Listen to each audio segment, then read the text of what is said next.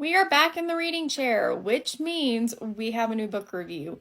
I am behind because I only read two books in February. One of them was this book that I'm going to tell you about. The other was technically not on my LGBTQIA list, but it was one of my witchy books.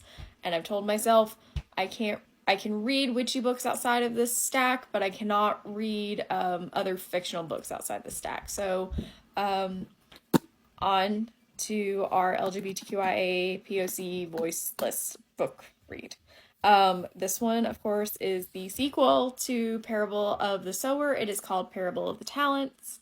This is, of course, also by Octavia Butler. Fucking loved this book.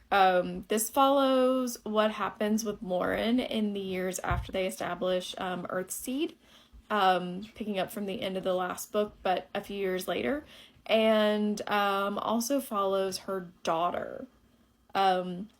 Not going to explain that one to you because it kind of gives away the book to a degree, but highly recommend. 10 out of 10. If I tried to describe this book using things in the book, I would give the game away yet again, like I said. Other than saying it's about Lauren and her daughter, I cannot give you much.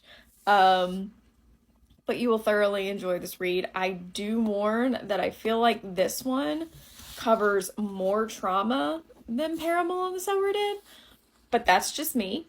That's the vibe I got from this, reading it the whole entire time, because you're not only dealing with Lauren's trauma, but you're also dealing with her daughter's trauma through the book. And it is definitely, this one was more of an emotional roller coaster for me than the first one was.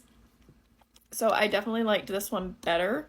I definitely think I will be picking these back up later on in my reading experience and rereading these kind of when I'm a little bit like down the road older, because I think you take away something different every time you read these.